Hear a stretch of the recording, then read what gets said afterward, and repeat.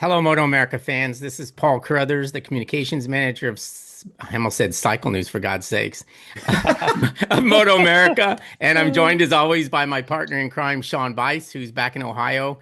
I'm in California, and our guest today is in the lovely, I don't know what we'll talk about it in a minute, but he's in Hawaii.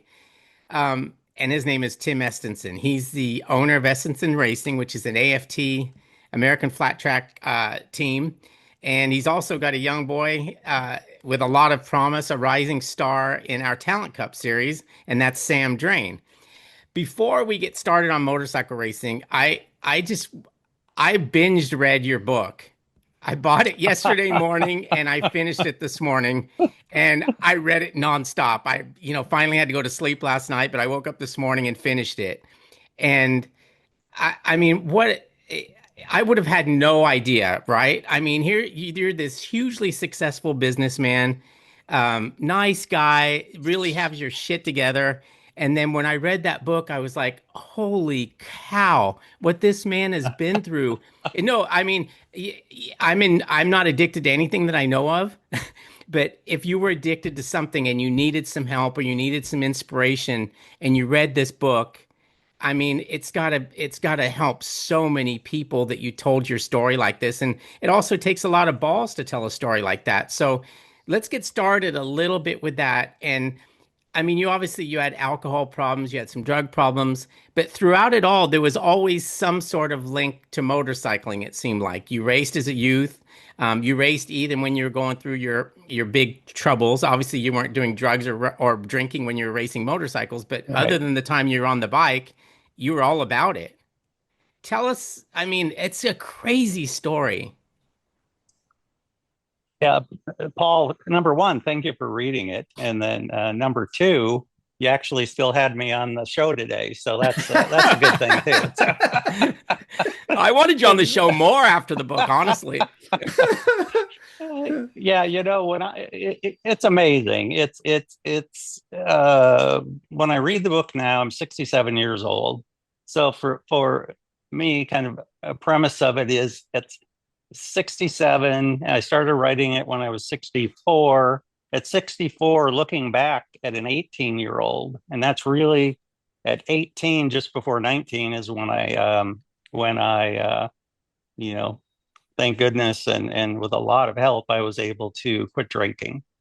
So it's been actually the exact date is September 19th, 1976 is the last day I've ever taken a drink of alcohol or taken any kind of recreational drug. So Wow. now, in the spirit of 76, drug, sex, and rock and roll, it was not a common thing. So I was really a duck out of water. So it brought up a lot of uh, other uncomfortable portions of a living and, being judged harshly. But for me, I think the thing that sunk in, and it sunk in from a mentor of mine early on, that looked at me and he said, "For you, to drink is to die. And for you, you're not weak. You have a chemical imbalance." So as soon as I could put a name on, I have a chemical imbalance, I'm just not a weak piece of shit, I was able to say, yes. I said, I can do this. And the other thing that's important to say along with this is my dad was an active alcoholic when we were growing up, which it says in the book. And he passed away about 10 years ago with 38 years of sobriety. So Wow. in the mix of this, I had that to look at as well. And a lot of people don't know much about me. I had big dreams, but I didn't make it too far, and we can get into that later. But my dad was actually an AMA referee back in those early days. But the book itself, I reached a point where I had a number of people saying, "Tim, you got to tell your story. You got to do it. You got to do it." And quite frankly, I didn't think it'd be that interesting, but more importantly, I was just afraid to expose myself like that. And situationally, after about 3 years of being impressed by people, um, we're at a uh, we're at a fundraiser, and all of a sudden, there's a TV news person shows up, and all of a sudden, there's a ghostwriter And just like, and my wife swears she didn't set this up. And all of a sudden, everybody starts talking, and the focus goes to me and a book. So I really hit it off with the ghostwriter. And that's exactly why the book did get written and it did get published. Is I finally stepped aside and said, listen, this has nothing to do with me. And in my 60s, if somebody doesn't like me, that's fine. If somebody, I mean, I'm really over that kind of stuff. And I said, if this book, it has nothing to do with the later part of my life, it has to do with survival in the beginning of my life. And if I could help just, one person by doing this, I would have accomplished the goal. And to shorten this up, the number of messenger messages that I received over the next number of months, the number of thank yous I received, my goodness, I was just overwhelmed. Yeah, I mean, it's a great thing that you did do the book because, like you said, if it helps one person, it's worth doing. And I have a feeling it's got to help a lot of people. The thing that makes it different too is like you're reading the book, and I obviously knew where you were, so it wasn't like suspense but if I didn't know who you were, I still couldn't have predicted that you might get better, but you wouldn't have been as successful. You went from a teenage kid with a drinking problem that couldn't keep a job, got fired numerous times because you either didn't show up or showed up late. And now you did a startup with this trucking company and you turned it into like a $360 million company with thousands of employees. And it just makes no sense. But it it's makes what no sense, Paul. it doesn't. It doesn't make any sense, but it's truly like it. I'm not here to sell your book by any means. If you want to give me a cut, that's fine. But Yeah. I'm glad you wrote the book. I'm glad you're involved in our sport, and I just think you've done a wonderful job with fixing something that was really bad. Thank you so much. And there's so there it's a show on its own for me to kind of talk to you more about that road because just briefly too on the book is I needed to get it down to a short read. So it got it down to 160 pages. So I needed to put myself back where I was at 18 and say a book is number one, a book was intimidating to me. I wasn't a book reader. So I knew it had to be short. When I opened the book, I knew that the font had to be large. And when I opened the book, I knew there had to be some pictures in there. And I had to do things. And at the end of each chapter, I had to do really, really worked on doing something that would make me want to read the next chapter. So when we initially wrote the book, it was like 600 or 700 pages. So Wow. then all of a sudden we said, okay, so the book's really cool. There's so much that's not in it, which is really fun to talk to people about later, which now's not that time, but it, it was quite frankly, it's one of the most, I don't know, probably one of the most proud things that I've That's accomplished in my cool. life. So, That's so cool. Are there some of the stuff you left out of it, Tim? Do you regret any of what you left out? no, not really. I Okay. don't because I've been asked and I'm not sure that I will, number one, but I've been asked to do one book like just straight about surviving addiction. Like, what does that really mean? And getting through to it and getting to a stable life. And then I've also been asked because I didn't do a lot about business. So I've been asked to do, a business book because my Wow. philosophy on business is so much different than coming from somebody that's, I'm hands on, I'm experienced, I'm in my business. Early on, I worked hard, and every day, every week was just another college exam, and that's how I viewed it. And I viewed it so different from being an employee and being, fired so many times, and I deserved it every single time, by the way. As Wow. is when I did get stable and I worked for the first company for 10 years, I saw the way people were treated. And, the parts that are extremely important to me is anybody with success in their life, unless it's, second or third generation, the success is driven by the people that you surround yourself with. I'm not that powerful. I'm not that great. I'm certainly not that smart, but I know people and I really know how to work and I feel I really know how to work and attract the right people. Yeah, and I thought that part of the book was well done as well. I mean, you learn a lot from the first part of the book, obviously about life and about addiction and about getting out of addiction. And then it switches over to learning how you actually went about building that business. And you showed that it's a people, every business is people, right? And Right, you somehow you have a knack. Maybe it even comes from all the experience of when you didn't have your shit together, that right. you knew how to talk to people that weren't maybe at this level, and you could make them feel good, make them happy, and you created a workplace that, reading all the comments that the other people injected into the book, I thought also was a good thing. And they kind of they always mentioned the fact of what kind of person you were. So yeah, congrats. Thank you very much. I appreciate that. And the book's called On Rails, if anybody wants to look it up. Yes, Perfect. Yeah. it's on So, Amazon. I looked it up and that's where I found it. So yeah. So There is Tim, an you. audio version now too. You didn't have to read it. Oh, yeah, that would have I'm gonna been go for that. yeah. That's my Yeah. thing. I'm doing it. I'm doing it. Hey, Tim, I want to ask you. You'd mentioned your dad had some addictions too. Clearly, this thing has a genetic component in it in a lot of ways, right? Was that the Yes. case with you? You were it was nature and nurture, but probably nature a lot of it with what you had to deal with. That's not easy. No, it's really not. And kind of the unknowns, of course, were the hardest thing because I was one of three. So I have a brother and a sister. And, and I was my brother was the oldest, my sister was in the middle. And so growing up in our environment, it was pretty dysfunctional and we really were on our own because my dad was deep into his alcoholism and my mom had some mental and emotional issues. And um, so we really just kind of we weren't brought up, we just kind of grew up.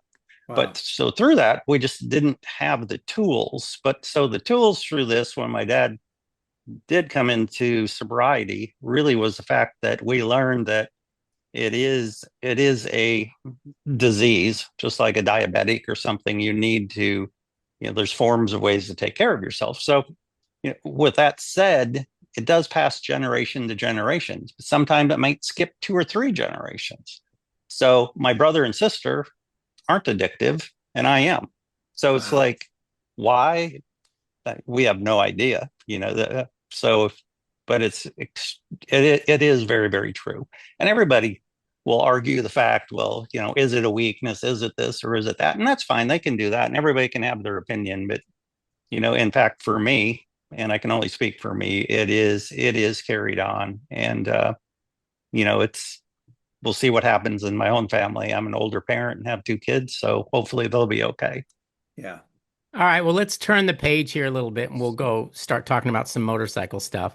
You you retired in 2018 after you sold the company. And I still see the trucks. It's funny Yeah. because I see those trucks and I go, I know that guy. And everyone in the car goes, Yes. oh, yeah, sure you do, whatever. And I'm like, okay, whatever, screw you. I'll show you one day. So you at that point in time, it seems like that's when we went all in. Motorcycling became your hobby and more than a hobby. And I think, as your wife stated, she needed you to do something before she, killed you or whatever. but so you found motorcycling again, and you've got an amazing museum of bikes. You've got a race team. Well, actually, you kind of have two race teams because we got the AFT team, and now we've got the MotoAmerica Talent Cup. But the motorcycling thing is always been in your life, and then once you had all this business success and you retired, you're able to devote everything to that if that's what you chose to do. Is that kind of how it went? It really is. I can remember coming home and saying um, to my wife Tracy one day, and just saying that, hey, I think it's time. Time's come. I said, realistically, the time was probably 3 to 5 years ago where I should step back. And stepping back, for me meant finding the right buyer for the company because I wasn't going to. The people mean so much to me, and you can take just business sense and you can say, you can make a decision that's best for the company and can either negatively or positively affect the employees. But I didn't want, again, like I did everything a little different. I didn't want to look at it that way. I wanted to find a bolt on where the people I had in place would be needed and would be an asset moving forward.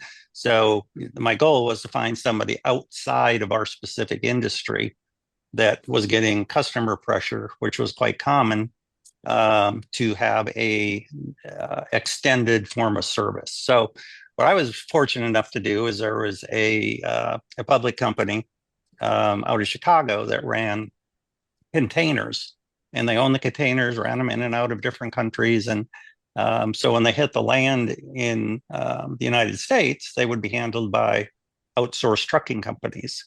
So we could be an extension to them. We were large enough to where we could come in and handle the land portion of their distribution.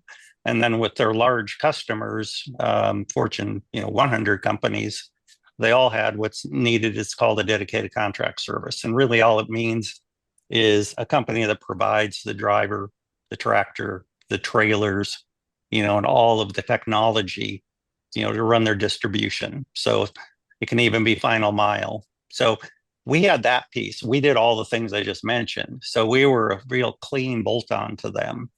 And they had made promises to the street that they were going to grow rapidly that year, and they hadn't. So timing-wise, it was just meant to be. They came in, and from the time we had our first conversation that year to closing was only 6 months. Normally, in a transition like this, it's well over a year, maybe closer to 2 years. And they needed the people. So, but as time went on, after the sale, the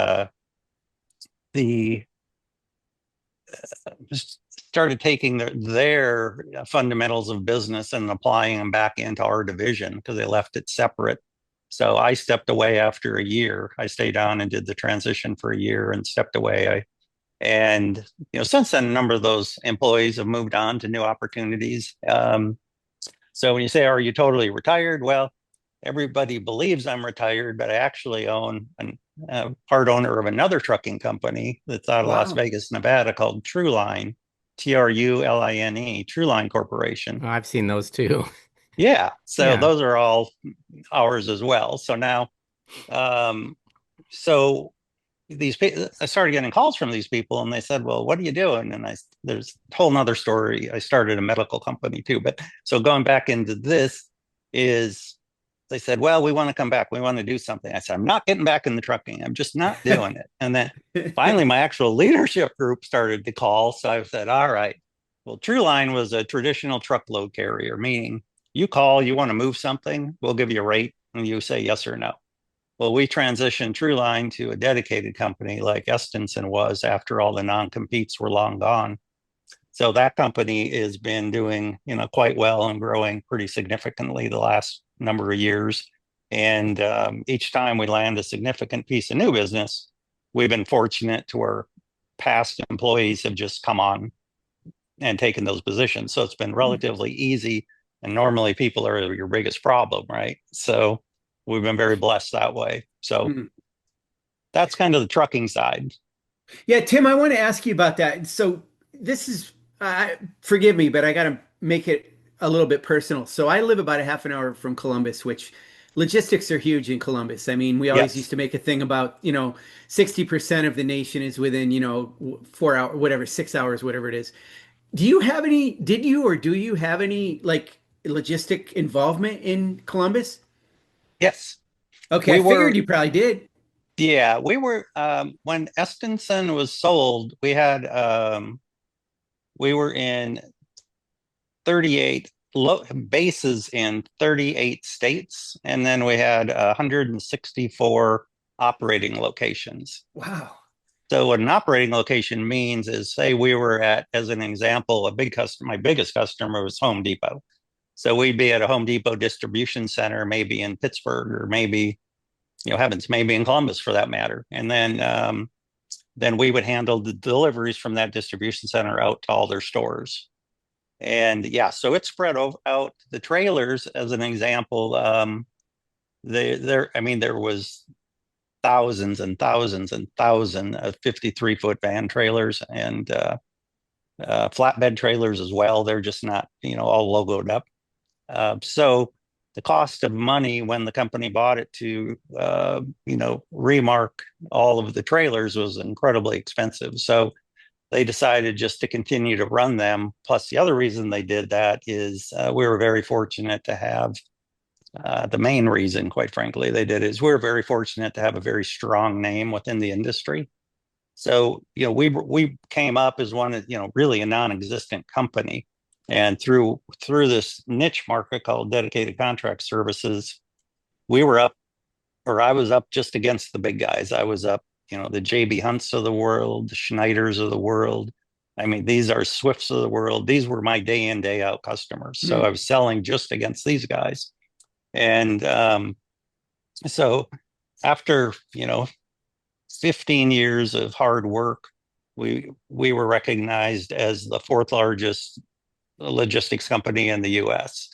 And we didn't make it to number 3, but we were real close. So but from a service standpoint, our service levels were number 1, and they were for almost every year. So the name recognition in this small transportation world was really strong.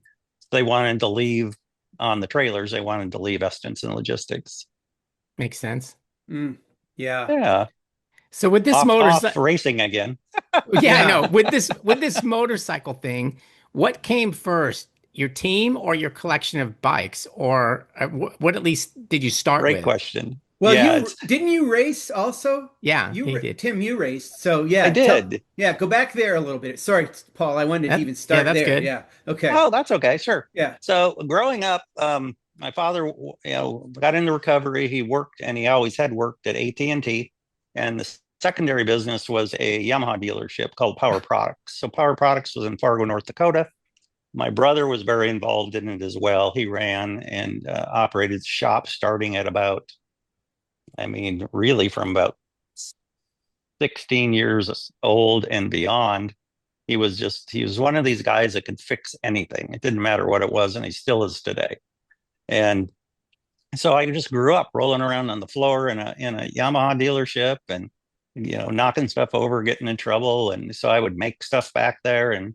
And finally they put together a little teeny Indian mini bike and put outriggers on it. And they just had me in the back parking lot. So I just started riding that thing way before I could ride a bicycle. And, and that's really for me how it started. And for us, there wasn't a lot of motocross around and there was no road racing. So, but there was flat track and TTs in my part of the country. And so I just started going to these little races. I didn't get hauled there. I could get on this, when I started the racing side, I was on a Yamaha Mini Enduro. And I would take this Yamaha Mini Enduro and I would ride, all of it was 2-lane roads. So I would ride the ditches and my parents wouldn't know that I was going anywhere. I would ride the ditches all the way out to the little short tracks about 12 miles away.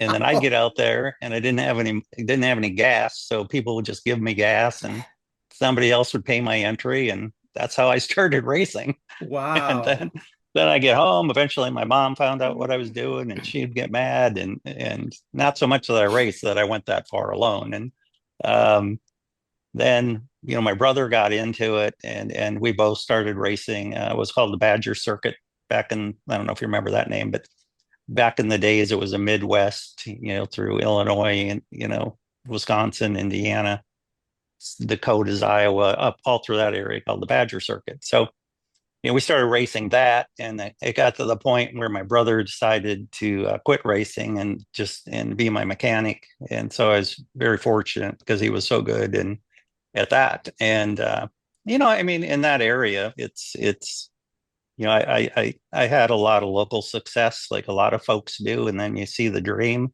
and you think, well, I think I can do it. And so I had just turned 16. I had in January, and then we went down back then in the 70s. There was always the races started in Atlanta, Georgia. So I went down to Atlanta. We raced there, and here's a blonde-haired, blue-eyed Norwegian that's really never been out of about a 6-state area, and So that was pretty intimidating. More intimidating as I showed up at Daytona. And that was my opening of my first novice race. And oh my goodness, I don't know how many races I had to race just to make a heat race. Right. And I went 2 years in a row there.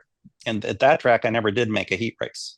So I put it into perspective. You go from like winning most everything you entered to, not even being able to compete. And, and the dirt down there was so different than I'm almost up on the Canadian border. So anyway, long story short, I did race. I did race through novice, did a lot of outlaw races. I lived on the road and it hit me. I did get my junior points and I just didn't have the ability to go to that next level and or the money. So it just came to an end. And also, and it's not really in the book, but I lost a lot of friends one year, and that's kind of where everything turned south for me. And that part I think I did leave out of the book, Paul. I'm top of my head, I can't remember, but yeah, it was a pretty dark place, and that's where I really went over the edge with the drinking and of the point of no return. So that was kind of sadly my exit from it, but I wouldn't change. If you looking back at that, and some people would think you're insane, I wouldn't change a thing.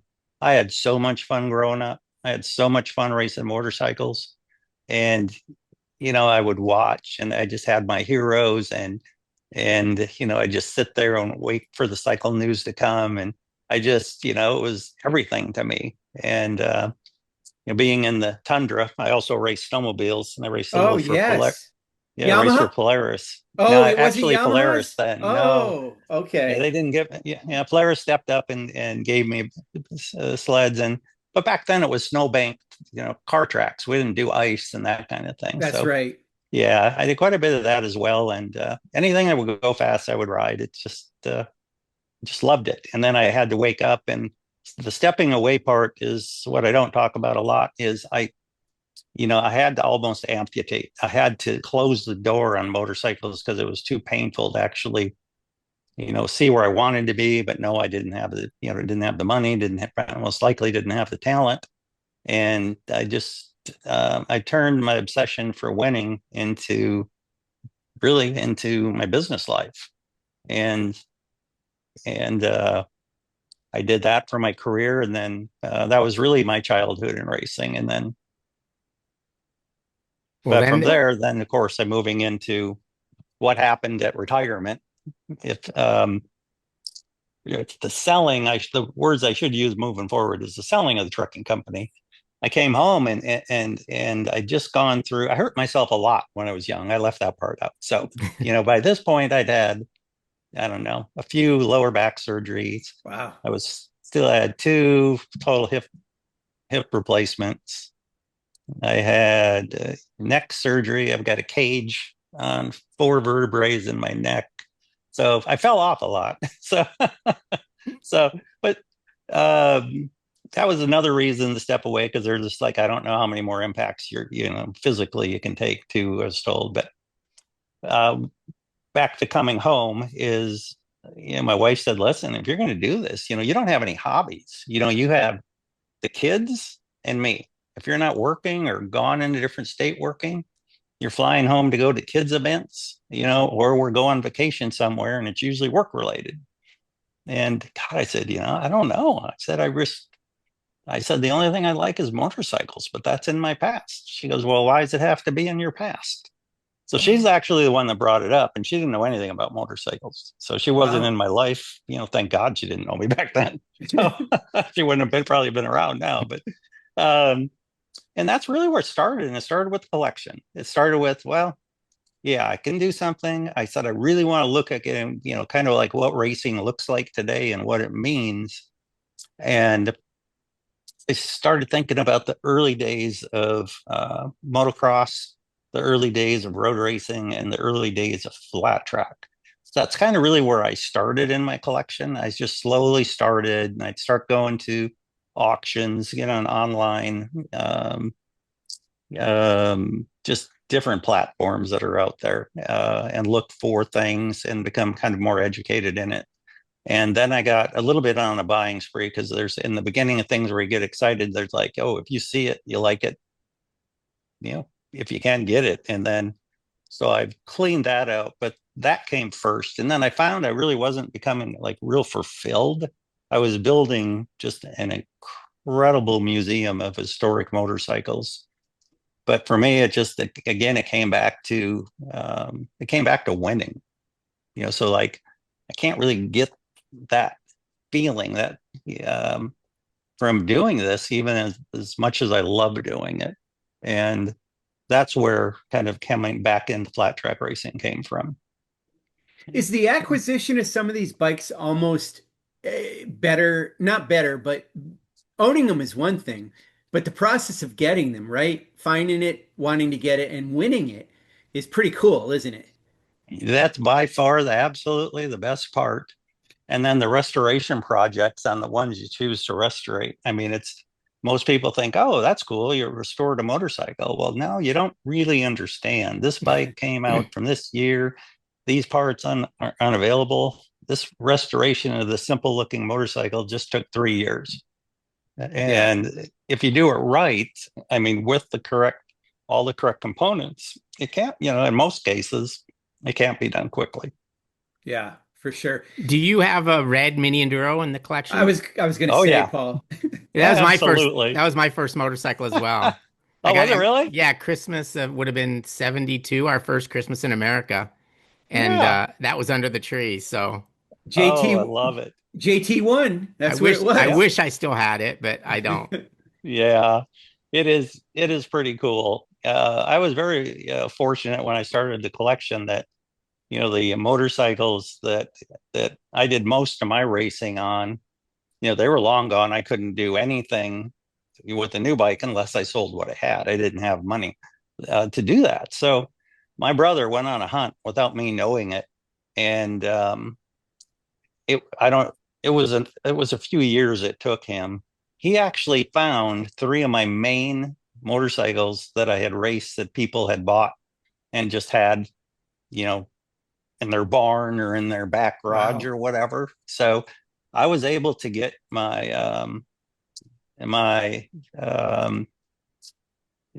CA 250 twin with a Cheney frame back, the dry clutch that was mostly in the road race. They only made 10, I think 10 of those motors for sale for dirt track. And my Wow. dad was able to get one of those. And then I've got a 125 twin that my brother found. And then I had my 360 single, which was my novice bike, in a champion frame. So those specific bikes were brought back to me. So they've been undergoing, my goodness, probably I'm in year 8 or 9 of restoration and getting them absolutely just the way I wrote them. So, Wow. yeah, we're probably just a few months away from being done with them. Now, you've always been a Yamaha guy, Yeah. and Yep. somebody told me your entire collection is Yamaha. Is that the case? No, it's Oh, okay. actually not. I do have a lot of Yamaha. So, like on the road race side, I have from what I focused on there wasn't the factory bikes. I focused on like some of the most successful bikes that were privateers. So, um, uh, oh my goodness, like, You got to have a TA 125, don't you? oh yeah, for sure. Yep, I do.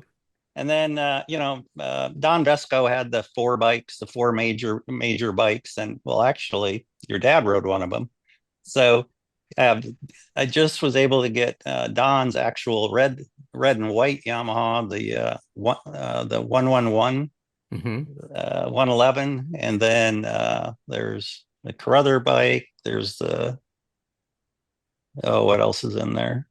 There's anyway, all four of them are in the Right. collection, Wow. That's cool. and those took a long time to be able to get together. But anyway, then TZ 750s, of course, and that whole row have a brand new. Just as there's not provenance with it, but it's a brand new 500, which are very, very rare. This is a non-raced 500. Hmm. And then in the flat track side, on the Yamaha side, it's got most of the bikes. Going back to Dave DeMay with the V twin turning, that whole process. They made 3 of them. The last one was done with Dick Mann and Kenny Roberts put it together. That one, so there was 3 very specific periods with that engine, and I have those 3 bikes that are restored sitting next to each other.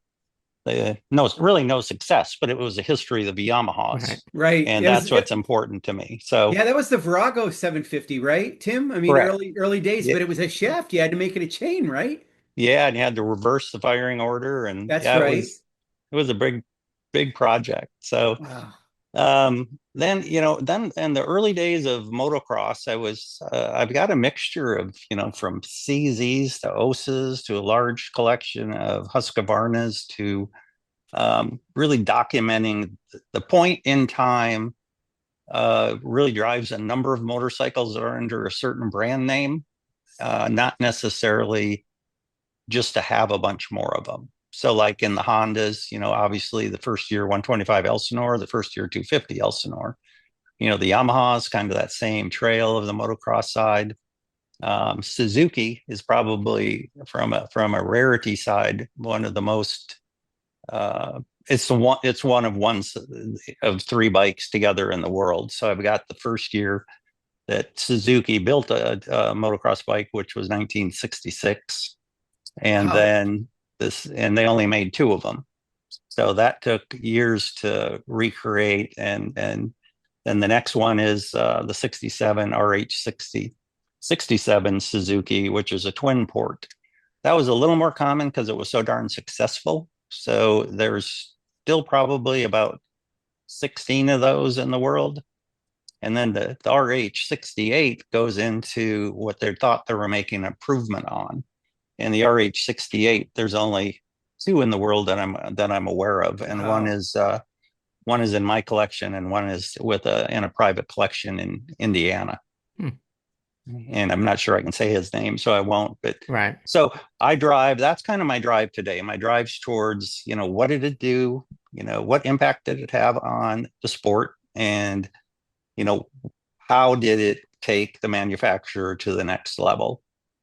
Like, and I could go on and on, but like on the flat track side, probably the ones closest to my heart is I was a huge Ricky Graham fan. Johnny Goad and Sarah Goad chose to allow me to purchase both of Ricky's bikes. Wow, So that's cool. they're totally restored just the way they are, track ready, and they're in the museum. So there's about 250 motorcycles that are on display that are done. Hmm. And then there's about probably 50 that are in the actual shop. I have the shop on site in Chandler, Arizona as well that are rotating through that are all different points of being restored. Wow. And then you've also opened shop in Owensboro. That's for the race Yes. team. Yeah. Yeah. The race team started in Arizona, and then yeah, I'll go back to where it started, Paul, if that's okay. Kind of Yeah. just kick off what happened just quickly is started thinking about the race team, and I had a guy that I knew up in Kansas. I was doing a little company deal up in Kansas, and I got to know, and he knew a guy, and his name was Colt Schboltz. Colt Schboltz used to race flat track, probably 10, 15 years ago. And he's a young man, still a young man. He was very young when he came on with me, but he'd been hurt really bad. So I decided that I was going to buy an XR 750 and talked to Colt Schboltz, decided to put Colt on the bike, and we just decided to go to some races. Now, my purpose of this for me personally was to get back to the racetrack, just kind of walk around, look around, get to know people. And I did that the first year, and the first year was a half of a season. And then we started into year 2 back.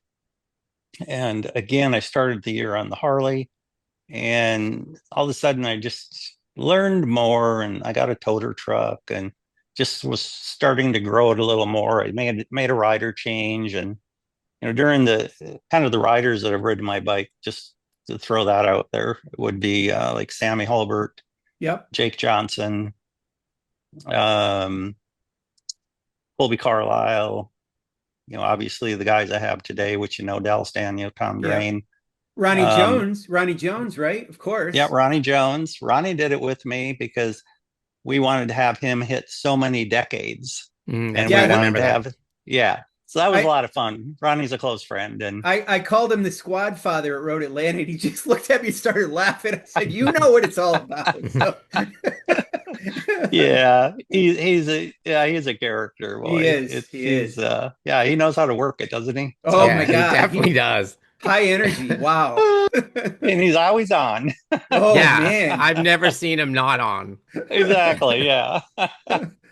Yeah. So there's that whole group of guys, and that well, I'll run over to the charity a little bit later because I'd like to talk about that for a minute. But so I get back to the racetrack, and I'm like, I'm just not feeling the sense, and we've talked about it off and on since we've started, the sense of fulfillment. I'm going, God, what is missing in this? Okay, I went here, I bought a Harley, I brought it to the racetrack. We're out there and we race it. You maintain it, you set things, Harleys are what they are. You got to, put a lot of money in them pretty much after every race, and which is, fine. We're doing that, and then all of a sudden, I thought, what's different is I'm not. What I'm missing is I'm not building and I'm not creating. I want to build a flat track bike like my brother and I did. I want to build the engines. I want to, do these types of things. So at that point, I decided to go out and buy the Yamaha engines. And so we did that. I started doing things on my own. I started, you know, flat track such an old school, I mean, it's no different than in the late 60s, right? You go out and you buy a C&J or J&M, or, might get a Cheney, or you might get, just some off-brand.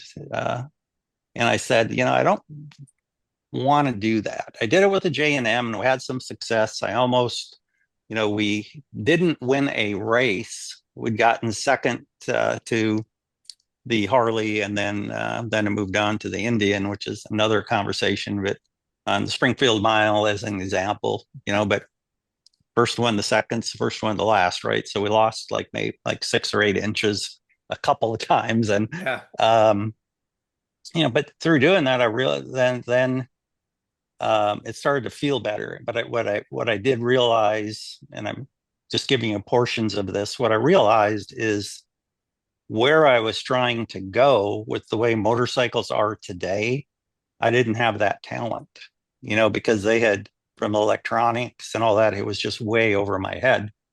So I ended up having a conversation. Trying to remember how we came together, but Tommy Hayden and I ended up having a conversation on the phone, and he agreed to come out to Chandler. Again, the race shop was there. I had an apartment above the hangars. It was 4 bedroom, 2 bath apartment. And so all the guys were living on site, and it was a lot of fun, but we weren't making the steps forward that I was, my expectations were. Um, so really, when Tommy first came on board, he was really coming on board to handle like marketing, to bring in Yeah, sponsors. that's He was right. coming in like in a part-time role, right? He was going to work from home in Owensboro, and so before you know it, he's at home, and then he asked, "Well, what if I what if I get involved in this?" And then there was the next thing. Well, I think within 8 or 9 months, he was team manager. So Right. with that said, I started running the financials, and I saw how expensive it was to run the shop out of Arizona. And at this point, we'd had a hauler and a semi, and run everything to the mid states and the eastern states and back again. Cost of living was so much higher. And Tommy and I decided it made, on paper, it made way more sense to have it in Owensboro.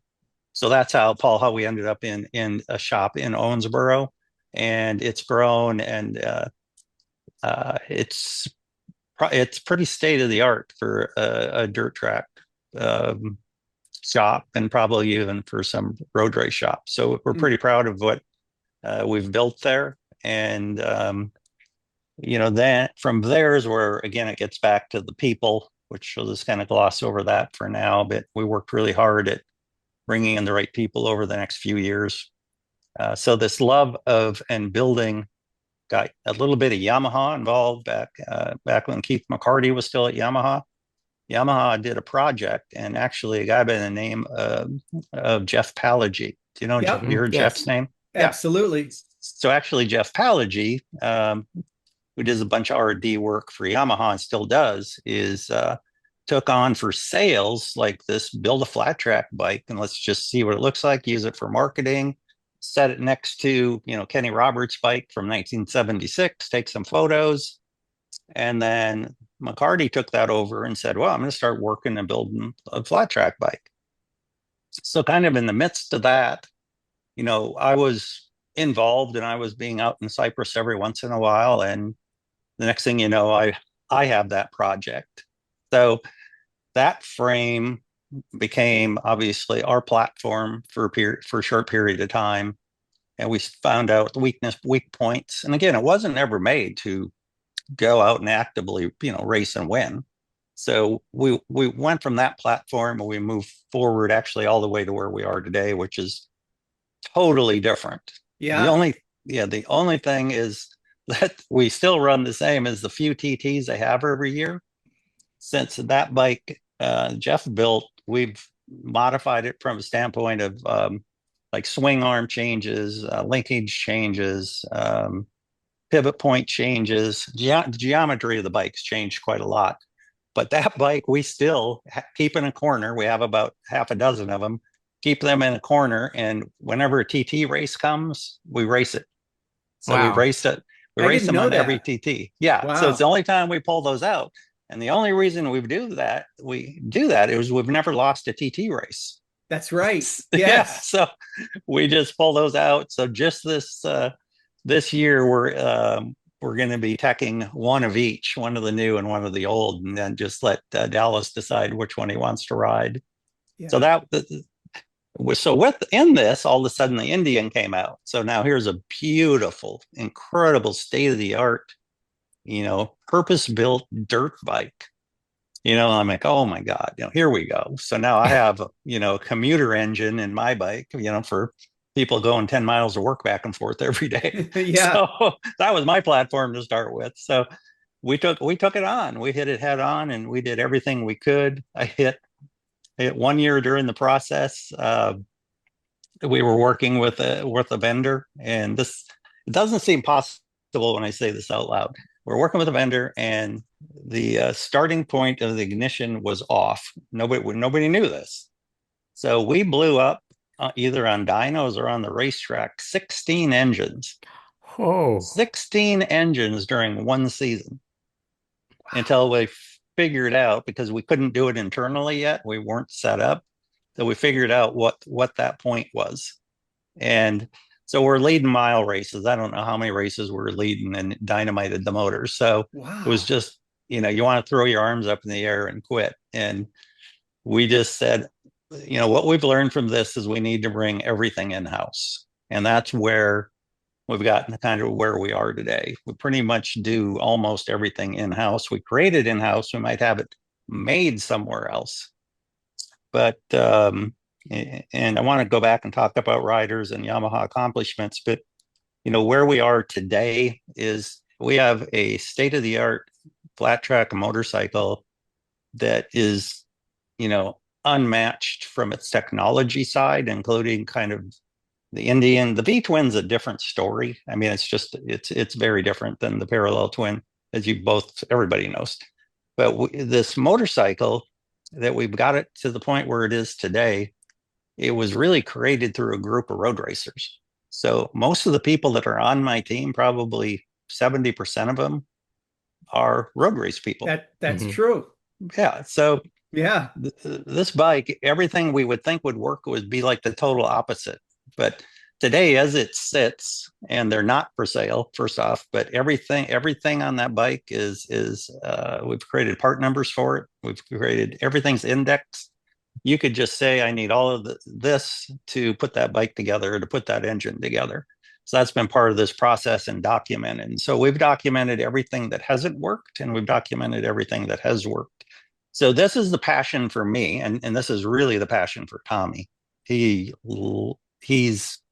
loves this. Mm-hmm. So the two of us came together by faith, I think, to get into this and go out and create this bike. And, our goal ended up, we needed to create a bike that could, run with or beat an Indian that was a purpose-built motorcycle, right? So, I think we got there real close. Dallas got hurt last year, as I think you both probably know. I We think do. we probably pretty good chance. It's racing, so you don't know, but we had a pretty good lead, and we had a pretty good chance last year, but that didn't happen. So we're very, And, very focused on this for this year. and now you're in a But battle with Harley Davidson again. yes, yeah. And Breyer's doing a great job on that motorcycle. I know um, with Dave uh, working on the bike, he made a pretty good change during the winter on the rear portion of the frame that I think helped a lot. I believe they had some top end engine work done by somebody else, and it's so far it's working really, really well. Um, we made some mistakes, and I hate to say that, but we did, and we will make more. We made some mistakes going into our California round, and quite frankly, we just went too far. And so we had to go back home. We did multiple test days. And then till both guys, single and twins, came into the pits with big smiles on their face. And they said, now that's my motorcycle. Yeah. So, but you don't know. I mean, you really want to do that on test tracks, but it's hard to get that time as well. But so I think what we'll see the rest of the year will be, we started really strong. Obviously, I think we won the first two races. You're only I 10 think. points Yeah. behind, I think, is what I saw Yeah. this morning. Yeah, But it's just 10 points out and then a little bit ahead in the singles. So that's good. But, when I looked at this early on, Paul, when I looked at Yamaha and I started talking with them and I started looking how long it's been, that's what really drove me is when I looked back and I said, all right, Yamaha hasn't won a Grand National race since, oh my goodness, since 76? Scott Pearson. Yeah. Scott Pearson in 1981 won 81. the Peoria TT. Yeah. Right. But they hadn't run a circle race. You're exactly right. Since Kenny Roberts in 76. That's the one. So, yeah. So for us, we just started setting goals. We started setting goals to pick away for me for that. And, JD went in 2019, went in the Arizona Super TT. There we were able to say, okay, we broke the 1981. That was cool. Got rid of that, yeah. And then in 22, Dallas won the Red Mile, and that was big, finally since Kenny Roberts in 76, we won a mile race. So that's right. Those are the types of small goals we're popping off. Dallas was the first singles rider to win back-to-back championships. That's been broken now, obviously, by Cody Cobb, but Dallas was the first one to do that, and so. Those are the things we're going after. Right now, Dallas has, I hope this isn't jinxing it, but he has the record podium runs going. He had matched it 2 years ago. Now, so we have 18 podiums in a row. And now we need to fill that out with the year with wins, I hope, but we'll see. So who is it that finds these Australian Drane boys? How does that come? Is that a Tommy deal? Is that you, or is that just blind luck? Oh, it's I guess we really can't take a lot of credit. I think it's blind luck. We had a few years ago, we were at the Junior Nationals, and Tommy and I, we keep our eye open. We're just like finding up and coming talent, and so actually, Tom Drane actually started staying at Dallas's house. So Nick invited him to stay there a few years ago, and then they ended up leaving a couple of bikes there, and I think Tommy and I went to the Junior Nationals that year when Tom Drane was 15, 14. 2 years in a row. So then just when he turned about 15, we really had paid attention to him, and we looked back in Australia. And so we signed him when he was 15. And then, we've been very pleased with how he's done and how he's coming along. And then behind that, his little brother, Sam, he was just this firecracker. Oh bigger than gosh. life personality. Just, Yeah, I mean, a great kid until you put a mic in his face. Then he just right. like, He it gets he really quiet and he gets in. shy. Yeah, he's kind of a little robot, only a quiet one. Right, right, right. But he's a huge. I mean, that kid. I mean, you probably know this, but I mean, he could be a superstar with his personality, the way he Oh, rides a yeah. motorcycle. I mean, it's just he's a really good kid. We're happy to have him in our series, Yeah, and we are. I don't know Tom at all yet, but man, if he's anything like Sam, then they're and the family's made a big commitment, moved to Owensboro, and they're Oh, all yeah. in. Yeah. They built a small house now. They got a shop there, and they Across the just road, bought in. They've across got the road three from Jake Lewis, right? Yeah, right there. They're best friends with Jake. Yeah, Yeah. yeah, they get him out exactly. of bed Yeah. every morning. Yep. And they yeah, Matt and Jake like to drink beer, so they fit in really good together. But uh, yeah, so we're watching, Tommy ended up just falling in love with Sam because he's always around the shop in Owensboro. He's always running around. He's everything's a race. So whether he's on an electric bicycle or those fancy electric ones the kids yeah. ride today that are like motocrossers, or and he's always crashing, he's always skinning himself up, and we just started to pay attention to him, and we said, all right, he's here, he's on. We're not going to let him go anywhere. His natural talent we see is, I think, as other people are seeing, is pretty phenomenal because he hadn't. I'm not sure if you guys know this. I know when they're announcing it, we just never went back to correct anybody, but Tom has road racing experience, so Oh, Tom Oh, I would be didn't a know good one. that.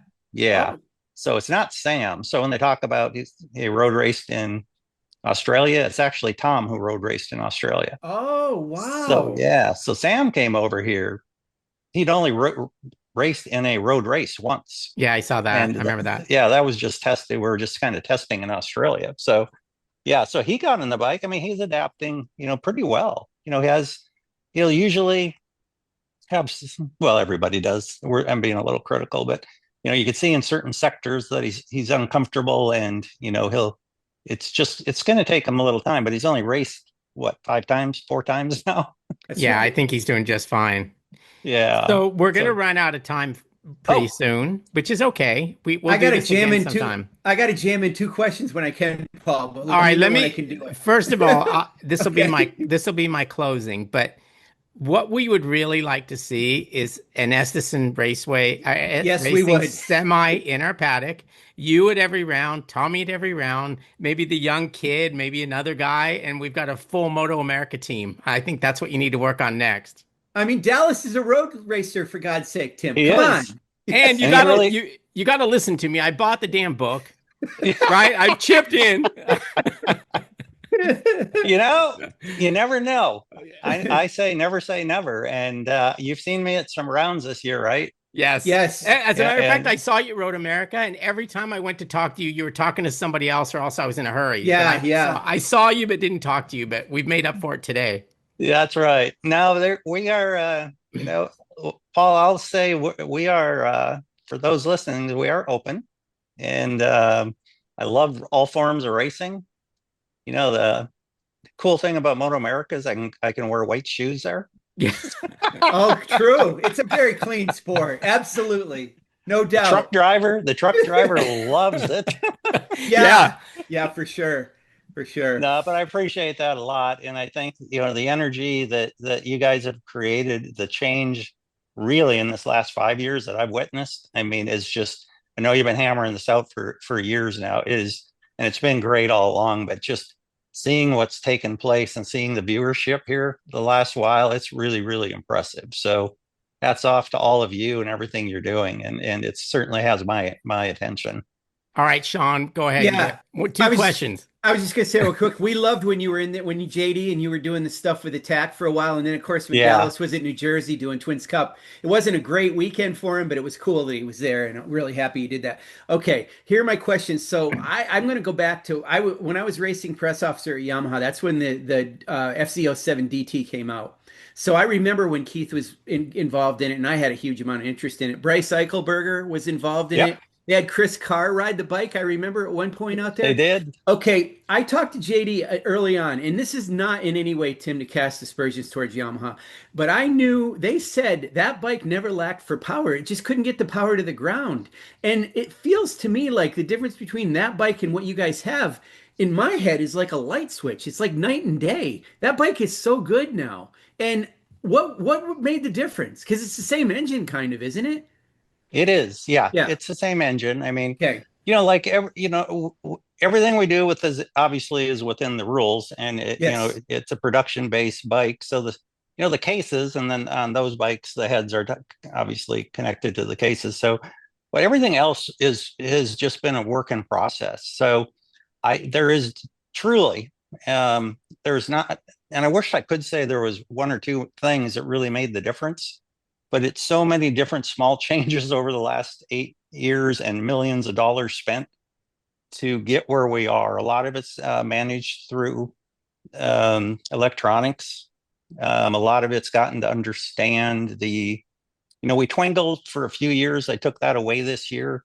We did rear wheel sensors for a number of years. They took that away from us this year, which I respect, by the way. It's not a negative, because when Indian went away, they needed to do that, or it wouldn't have been it wouldn't have been a very good show. So Harley's beating us this year, a couple races. That's fine. I mean, we know what we're doing wrong, but I don't think I can give you a black and white answer other than Okay. a whole bunch of things. Engine placement, the frame is so different, Yeah. and that is huge on how the impact is when the bike hits, and then how the bike hits is really managed much, much different than before.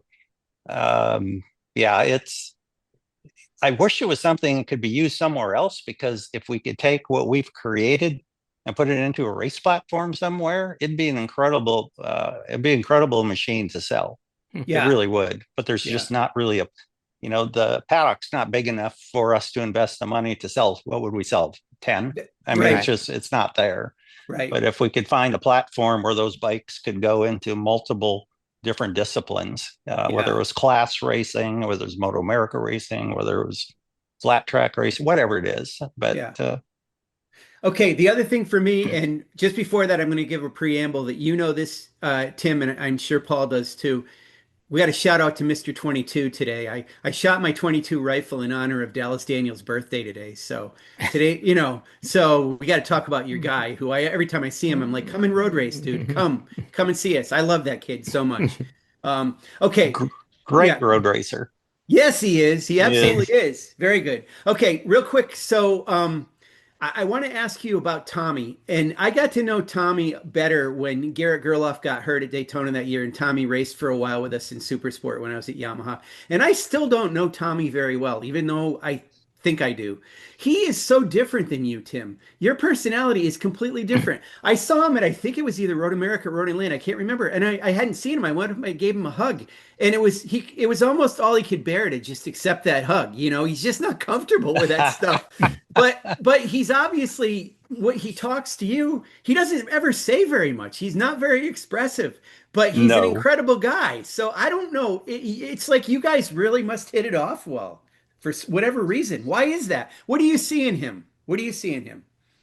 Well, for me, I think the part that was so comfortable for Tommy is, keep in mind, I was gone for so long. Obviously I knew the Hayden family. I mean, I knew it, but I didn't understand. I didn't know like the impact that they'd really had on the sport, right? Because I was a new kid back. So when he came into my office and we were talking, I was talking to him like another guy. I didn't ask him about racing. I didn't ask him how many races he won. I didn't, you know what I mean? I just didn't. We didn't have that, for him to put a wall up. Right. Right. So it was just real simple. It was like, hey, let's talk about family, because that's always what I do. If you've done good in life, that's great, but I don't really care. Like, let's talk about what matters. And, Wow, that's cool. that's how we live our day in and day out. And we just hit it off that way. We started talking about boats. We started just talking about, and he's a very private person, and I respect that. And a lot of times his answers are, and he's fine. I'm sure he's fine that I'm saying this, is his answers are, I really want to like not be there because I've had my time in the spotlight. So he said, I Oh, really want to be more private about who I am and what I do now. Hmm. And, Okay. I really respect that, and I thought about it more and how often, you know, the guy was on Jay Leno, for God's sakes, that's pretty Absolutely. cool, so it's Yeah. like, Yeah. And Roger's kind of like that now too. Roger's yeah. very kind of non-expressive, but he does a great job on our Live Plus. It's incredible Oh, how he that comes does. out. Yeah. Wonderful. Yeah. He's just a regular guy. He's a homebody. All he wants to do is be at his house with his wife and go fishing. That's That's, right. yeah. Yeah, and What Sean, was, Sean, when you read the book, I mean, you Yeah. actually talk about the fact that like your success in business was built around a lot of men and women with different personalities that all sort of yes, blended well with one goal, which was making this company kick ass. And you right. talked about the fact that you could argue with each other in hotel rooms or in the Oh, God, boardroom did or we what have ever? you, but you'd always come out with an answer that, worked Yeah. and the business carried on that way. And it's funny because when Sean mentioned Tommy and the different personalities, that's when it made me, I remember that part of the book. Yes, very much so. Because we're totally different. So Yes. like my partner in business, we're totally different. He doesn't want to be with the customer. He doesn't want to be out in front. He wants to deal with lawsuits. He wants to deal with insurance negotiations. And I'm like, I want nothing to do with that. So Tommy and I, we really do, we blend like my business partner and I blend. And Tommy and I are business partners within racing. Yes. So I think the two personality types, because I'll get going and then Tommy will be on a conference call and you know, well, what if we look at it like this? And then I'm like, oh shit, you're right. So it's like, Right. so then that really brings that commonality and gets us to take a pause before I hammer forward. Okay, That's well so we're cool. gonna let you return to the beach. We All wish right. we wish we were there. And Yes. will we see you with conflicts and stuff? Are we going to see you at any road races anymore the rest of the year? Yes. Yeah, Okay, for good. sure. Okay. Yep. There'll be I think I'm going to be at all the Talent Cup events. Oh, okay, perfect. Yeah. I'll come. I think there's one or two, one for sure with a conflict, but I will be there for the Sunday portion. Okay. Oh, cool. All Good. right. Well, Yeah. we'll bug you this time. Look Yes. forward to it. I'll interrupt you if I have to. All right. Well, thanks for having me on. I appreciate it. All right, Thank you you, take care Tim. of yourself and we'll see you down the road. All right. Thank Bye, you. guys.